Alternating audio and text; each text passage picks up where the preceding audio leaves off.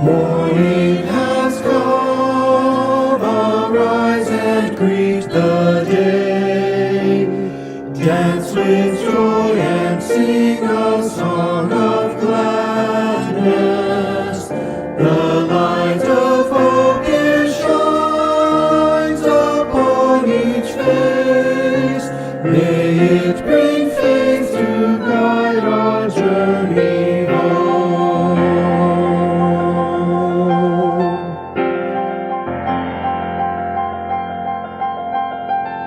A new day dawns, once more the gift is given. Wonder fills this moment shared together.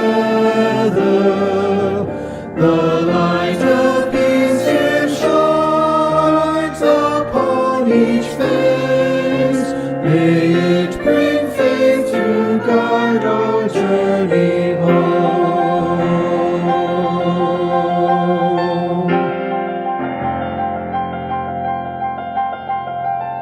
Open our eyes to see that life abounds. Open hearts to welcome it among us. The light of love it shines upon each face. May it bring faith to guide our journey home.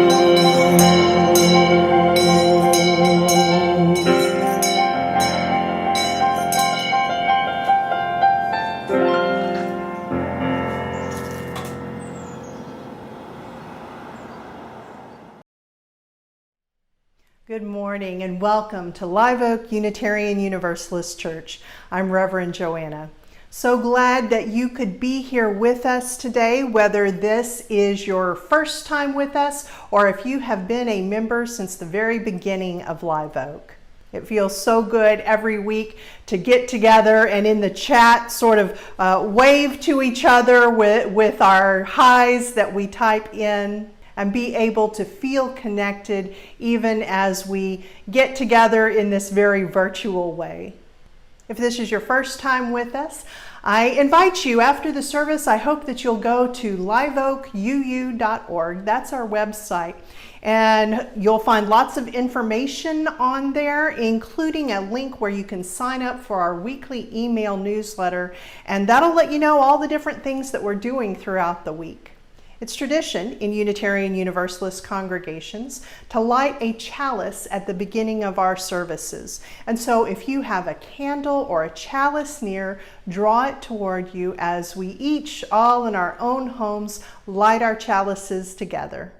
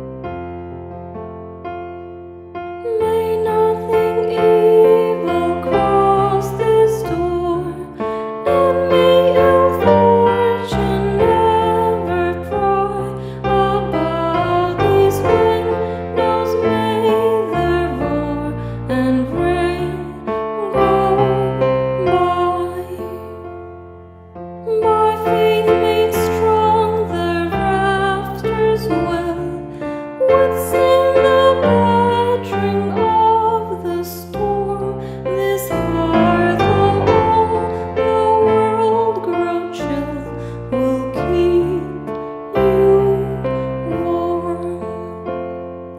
Peace shall walk softly through these rooms, touching our lips with holy wine, till every casual corner blooms into a shrine. With laughter drown the raucous shout, and though these sheltering walls are thin, may they be strong to keep hate out and bold love in.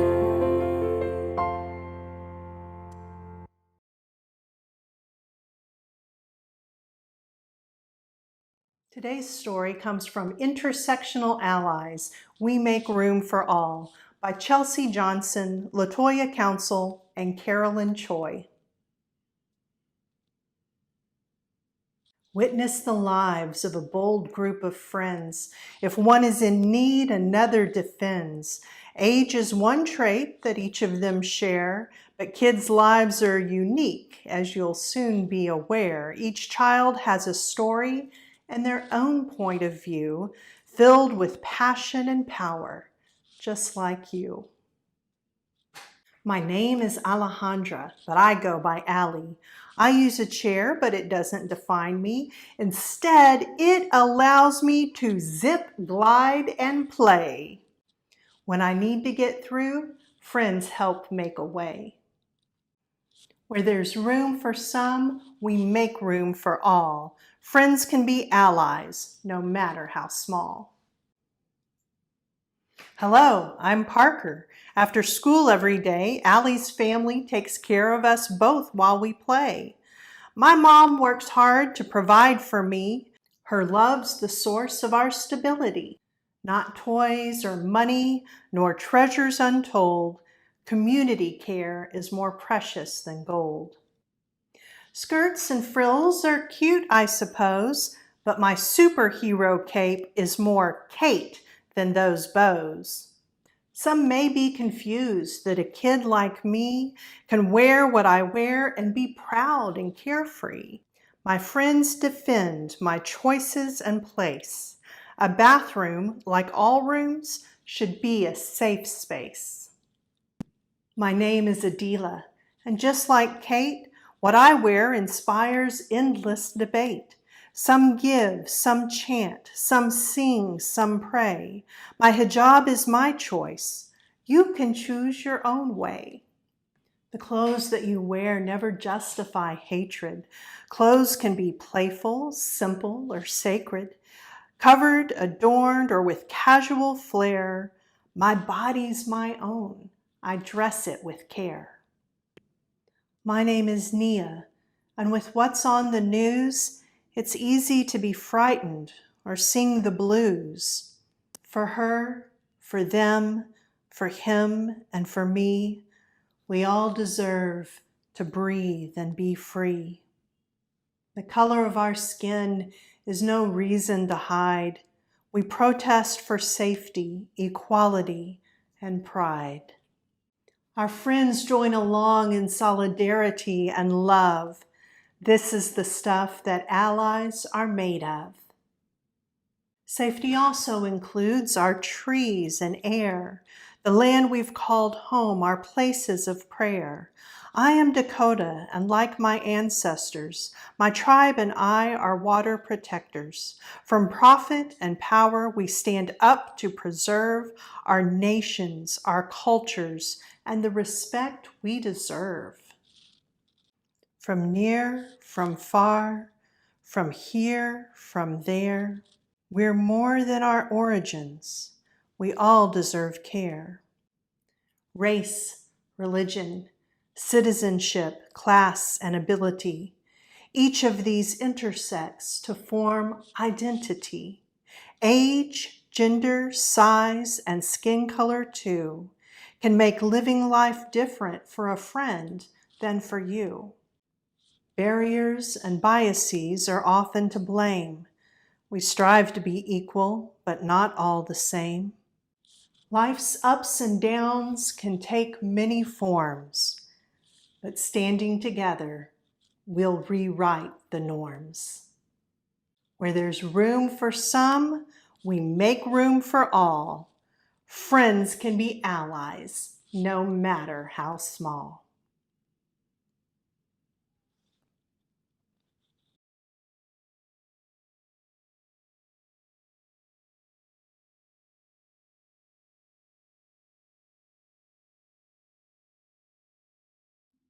Howdy, I am Samantha Shields. And first and foremost, I just want to express how appreciative I am of having this opportunity to speak to you guys and to share my art and my voice. Thank you, Rev, for giving me this platform. I cannot express to you how immensely grateful and humbling it is to have this opportunity. And honestly, I just thank you for listening and taking the time to listen to me. Thank you. And in my gratitude, I'm gonna take advantage and take advantage of this opportunity to have a platform and do what every other author I have seen do a reading does, which is provide context as to how the piece came to be. And so, just for context, I am a Black woman, in case you didn't know, and I'm also a lesbian. But most importantly, I am a public school teacher. And just like you guys, in the month of March during 2020, or during 2020, I was experiencing the COVID pandemic, just like you guys. And the summer of 2020 and all the madness and chaos and all the things that were erupting around us. And during that time, however long it's been, because honestly, I've lost track. um, in that time, I realized as a person with generalized anxiety and depression that I was calm and serene, which was not and is not in any way, shape, or form like me. And that paradox of me being calm in the midst of chaos and madness that is going on all around me, that paradox is where this poem came from. And so, without further ado, I present to you Survivor's Guilt. Black people are dying, and I have never felt safer. March was the first month in years without a school shooting. I can't remember the last time I hadn't experienced a shooter drill. Black people are 8 times more likely to be stopped by police. I've only driven a handful of times, mostly to ensure my engine doesn't die, and I haven't had to worry about the cops. Houston has thousands of untested rape kits. The parks have been closed, so I don't have to think about being raped while exercising during Houston's cooler evenings. Texas has over 300,000 trafficking victims at any given time. I don't have to be extra vigilant around the Uber and or Lyft drivers or vans and parking lots. 59% of Black consumers have been surveilled. I don't have to concern myself with clerks following me to confirm I'm not shoplifting. Houston has the highest number of drunk driving fatalities in Texas. I spend very little time on the roads now. 10% of public school teachers say they have been threatened by students, and 6% have been physically attacked. Classes have been online since March, so I haven't had to second guess myself, fearing the consequences of defending myself against a child who would likely be much larger than me. 18% of all hate crimes in the United States are motivated by anti-LGBTQIA hatred. I haven't had to give homophobes a second thought because date nights are now at home. I haven't felt this safe since I was a child sleeping in my parents' bed. even as Black people are dying from COVID-19 2.6 times more than their white counterparts. 60% of delivery workers are people of color, and 74% of janitors are people of color. They are considered expendable. I thank God every day that I am not essential. Black women earn 61 cents to every dollar a man makes, and 60% of Black people living in Texas are uninsured. My wife just went back to work this week. And even with the possibility that she could come home positive, I am still comforted, despite our high risk factors. We have coverage. Anti-insomnia prescriptions have increased by 21% during the quarantine. My sleep pattern has been decimated, but I'm not tossing and turning, ruminating over the threats I used to face daily, merely by walking out of my door and going to work. For every 100 white men who are given management roles, only 60 Black women will be promoted, despite being the most educated demographic in the United States.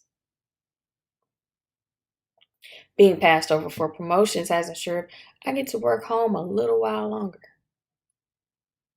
I get to hold on to this peace a few more days. I get to experience some comfort in this storm. Maybe I should feel guilty. But is it my guilt to feel? Perhaps I should do something. But am I the one that needs to act? Maybe I should speak out. But is it my words that will make a change? I sometimes weep at the numbers, at the pictures, at the hashtags, the names. Is it wrong to feel gratitude that I'm not among them? I am a Black lesbian, and I am grateful for what little privilege I have to speak of at this moment. This feeling of security is such a rare and precious gift. And Black people are dying. Thank you.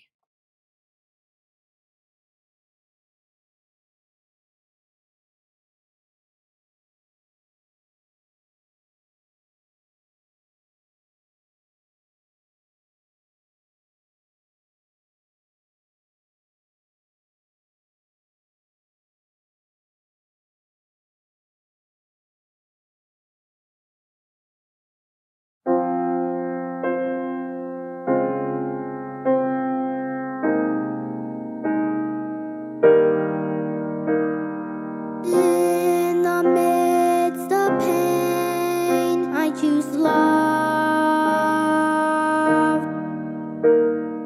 In the midst of pain, I choose love. In the midst of pain, sorrow falling down like rain, and await the sun again. I choose love. I choose love.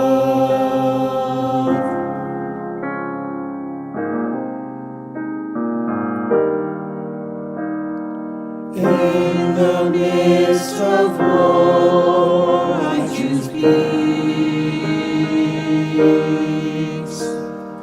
In the midst of war, I choose peace. In the midst of war, hate and anger keeping score, I will seek the good once more. I choose peace. I choose peace.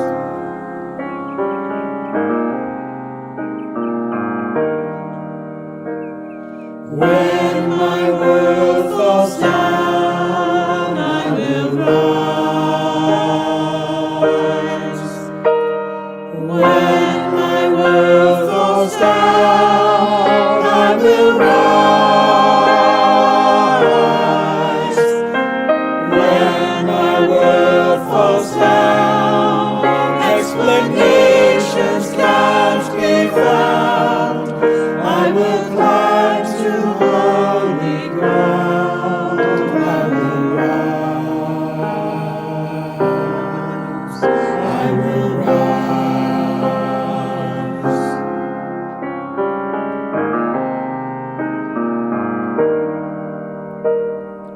In the midst of pain, I choose love.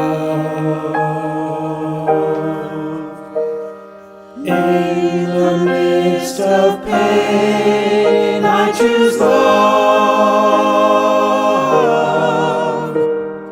In the midst of pain, sorrow falling down like rain. Await the sun again. I choose love. I choose love.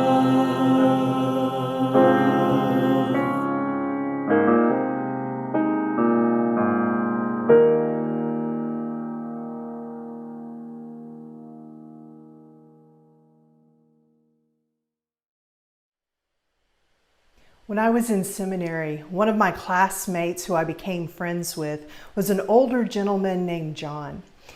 John was retired. He had had a successful career as a funeral home director, but he was an elder in his church and he wanted to know more about religion, and so he decided, even after retirement, that the best way to do that was to go back to school and to enter seminary. John and I had many things in common, a shared sense of humor, a love of storytelling, both telling stories and listening to stories, and a desire to get into long, deep conversations about life and try to make sense out of the world. And in those deep conversations, we would, like you do, we would share aspects of our own lives that had led us to have some of the views that we did. And we'd talk about some of the really difficult things. Our seminary was located inside Houston, and there were certain areas around the school that were perhaps a little less safe than others. And we talked about this issue of safety. The fact that if I walked down a particular street completely by myself, that I would feel unsafe. And John was tall and broad-shouldered, probably kind of imposing if you didn't know that he was a total teddy bear. And if he walked down that same street, because of his size and because of his gender, he'd feel pretty safe. However, if both of us walked down that street together, our feelings about safety would be reversed.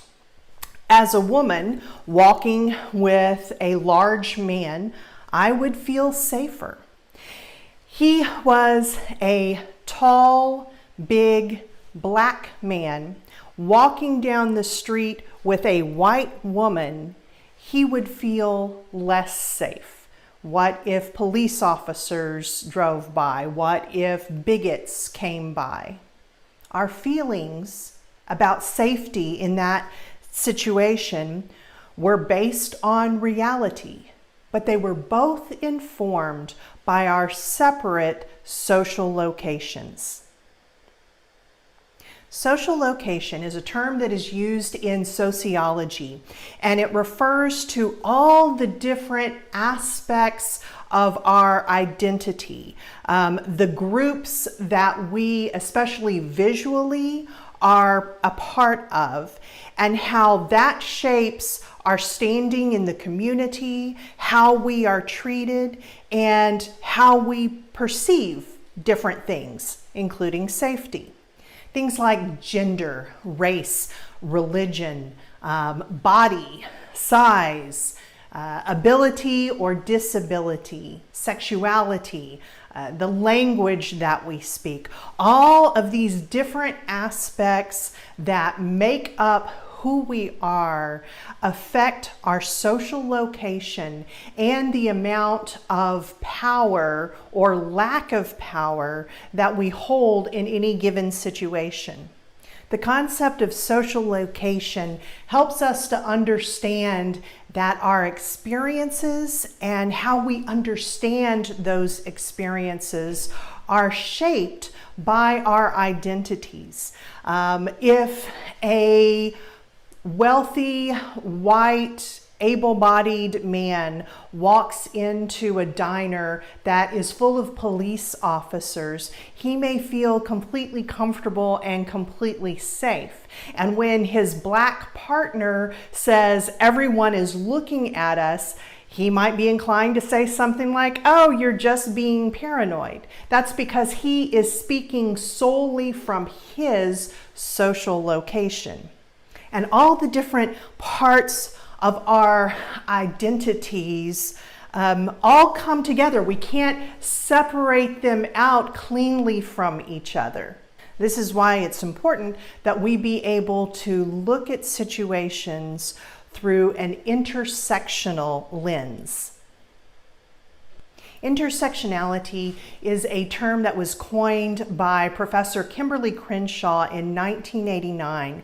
And it's the idea that we have all of these different aspects to our identities, and these different aspects can bring with them discrimination or benefits. But how we are perceived is based on the multitude of these identities. You can't just separate them out. A black woman may experience both sexual harassment and racial harassment, and it's not clear what's at play. And we saw an example of this recently. You perhaps saw the news story. It happened in San Francisco. Xiao Shanxi was leaning up against a lamppost in San Francisco, just waiting for the light to change, when she was attacked out of the blue by a complete stranger. Why was she attacked? Well, we look at who she is to try and figure this out. She is Chinese American, she's 75, and she is female. So, could this have been a hate crime because she is Asian American? There's a good chance of that, because the attacks on Asian Americans have gone up precipitously this past year. In addition to that, she is a woman, and women are often stereotyped as being weaker and more vulnerable. And she's 75 years old. Elders are often also stereotyped as being more vulnerable. We can't separate out these different aspects of her identity because all of them may have come into play as to why she was singled out for attack. A little bit earlier, another person had also been attacked by the same person. This person was Asian American, male, but elderly. So we're starting to see a pattern. This was perhaps a hate crime, and those who were considered to be more vulnerable, less likely to fight back, were targeted. So it's multiple parts of the identity at play here. And stereotypes are sometimes wrong, as was the case with Xiao Shanxi. You probably saw video or pictures of the person who attacked her being put into an ambulance when after she did in fact fight back. And in terms of social location and intersectionality, the story is, it turns out, perhaps even a little more complex. First, let me pause and say that Xiao Shanxi it was completely wrong that she was attacked, and in my opinion, completely right that she fought back. Good for you, girl. They're not making little old ladies like they used to. But here's another part of the story. Security video from earlier in the day captured the perpetrator. He is white, male, 39 years old, seemingly able-bodied. His name is Stephen Jenkins. He is also homeless and struggles with mental health issues. What video caught earlier during the day was that he himself was the victim of an unprovoked attack when 4 males attacked him. His public defender is submitting this video and is contending that those attacks, which it was over 40 blows, that he got hit over the head and he was disoriented. This is not a person who had been violent before, and that this was the cause of him attacking those 2 people later during the day. Our sense of safety and the reality of that safety is shaped by our social location, and it is complex. And as a society, we have different opinions about who should be allowed to feel safe. In the trial of police officer Derek Chauvin over the murder of George Floyd, there were multiple eyewitnesses, and they were just yards away from the police officers, and they have testified that they didn't move any closer because they were afraid of the police officers. Meanwhile, the defense lawyers for the police officers are arguing that they were in fear of the crowd and of George Floyd himself. As Washington Post writer Monica Hess asks, whose fear matters? Safety always comes at a price. So what does this mean for us? What is the work that is ours to do? We have to look inward. We have to self-interrogate. First of all, what are our own preferences and expectations around safety? If you grew up in a predominantly white, middle class to affluent neighborhood, then you probably grew up with just an expectation that you were safe in your own home, safe in your own driveway. Safety for you might feel like a right, that we have a right to safety. But the reality is, for other people, it's a privilege that they don't get. If you're like me, if you grew up kind of the way I did, white, middle class, then quite possibly you heard messages growing up about how police officers were our friends. They were here to protect and serve us, and that you had certain expectations around your good neighborhood, right? Crime should not be happening in a good neighborhood like the one that I live in. So let's push on that, right? Let's question that. Do we believe that safety is something that you should be able to buy if you have enough money? Do we believe that the wealthy deserve to be safe? If right now what you are saying is everyone deserves to be and to feel safe, sure, but that's not the reality, is it? Next question. What is the cost for me to feel safe? Because safety almost always comes with a price to someone. There can be a literal price. Sure, you may be paying your bill every month to ADP or some other security system. But what about the bills, the cost that don't arrive so neatly, and the costs that other people may pay so that some people can feel safe? So let's take an example. We're all back at church together. The day is coming. Just keep having faith, baby. The day is coming. So we're all back at church together and having church every Sunday, and we begin having a lot of break-ins Sunday morning in the parking lot, which we have had some break-ins before. And so we decide that we need to be, safe from that. So what might make some of us feel more safe would be to have police cars patrolling throughout the parking lot, maybe even to have some police officers walking around the property, maybe even coming in and walking through the halls a little bit. Okay? For some of us, that will enhance our sense of safety if we are looking at it only from our own social location.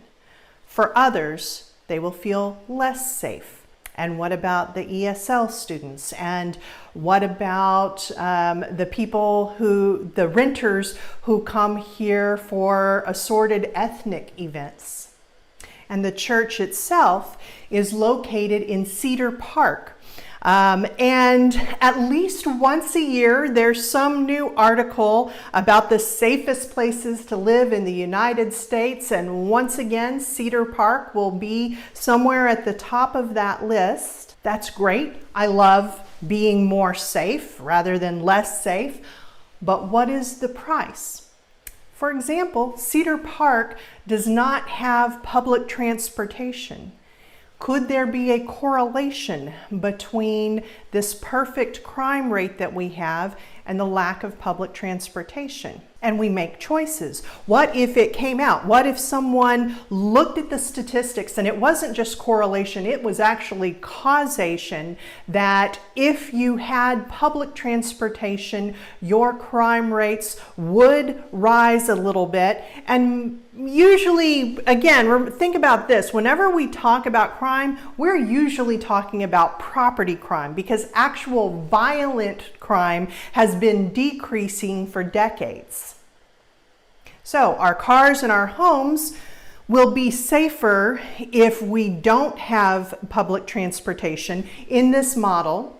I don't know that this is true, but what do we decide to do? If this correlation / causation, if that relationship between crime and public transportation is true, then are we going to ask those who are blind or can't afford a car or are not able-bodied such that they can drive, or for whatever reason don't have a driver's license, are we asking them to pay the price for our sense of safety? This month we're discussing the continuum between liberal and liberatory. And to truly become a liberatory faith means that we need to fully understand our seventh principle, that we are each part of the interdependent web of existence. And understanding that what that means is that one person's liberation is tied up in the liberation of absolutely everyone else. All people deserve safety, and safety usually comes with a price. How many people have been a victim of gun accidents or gun violence so that armed homeowners could feel a sense of safety? How many people have been the victims of police brutality that is justified by the idea that that is keeping our streets safe? How many people died of COVID this past year so that the economy could be safe? Safety comes at a price. Who pays that price?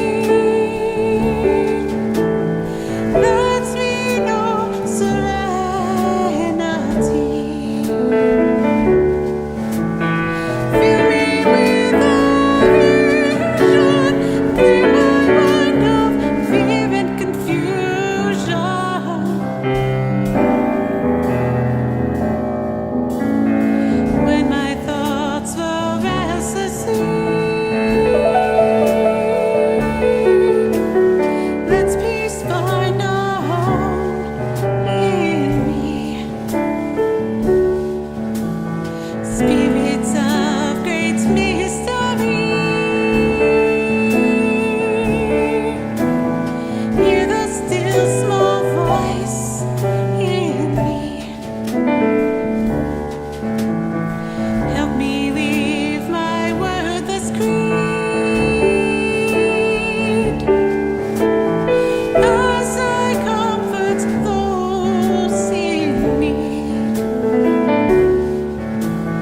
Fill me with compassion, be the source of my intuition.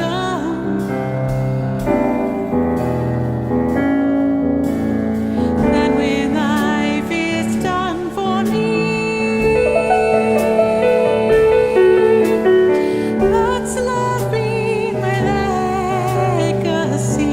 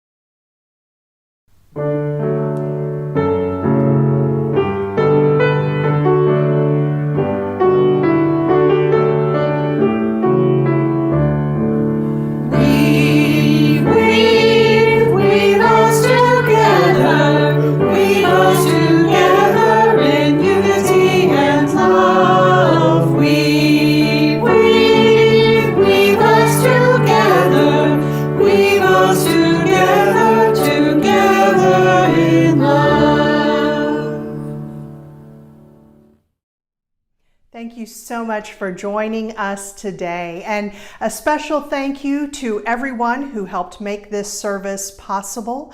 Our special guest reader / poet, Sam Shields, our musicians, our producers, and you for showing up and being a part of this and typing into chat. It really does make a difference in our weeks when we're able to connect like this. I now invite you to go to liveoakuu.org and you will find several links there. If this is your first time coming to Live Oak, you'll see one link there that says just for visitors. If you click on that, here's what's going to happen. It's going to take you to a Zoom room. There will be just a couple of our members in there, and they're there to answer any questions that you might have about Live Oak and maybe even get to know you a little bit. And everyone is invited to click on the link for Fellowship Hour. That's going to go to a different Zoom room where we get to all see each other's faces and we chat a little bit, and then we go into randomly assigned little groups to do kind of a deeper check-in. It's a great way to get to know other people, and again, everyone is invited. I hope this week, as you move through your days, especially if it's something that you don't ordinarily think about because of your social location, that you'll think about what safety means to you and how it shapes the different things that you do, whether it is opening the front door to a stranger, to the emails that you answer, or going out into the wider community. What are the expectations that you have about safety? And are there things that you can do to make others feel more safe? May you go forward knowing that you are lovable and loved, and you are not alone.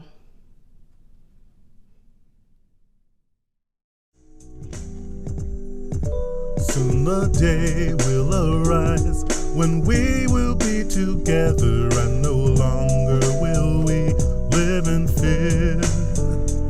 And the children will smile without wondering whether on that day thunder clouds will appear. Wait and see what a world there can be if we share, if we care, you and me. Wait and see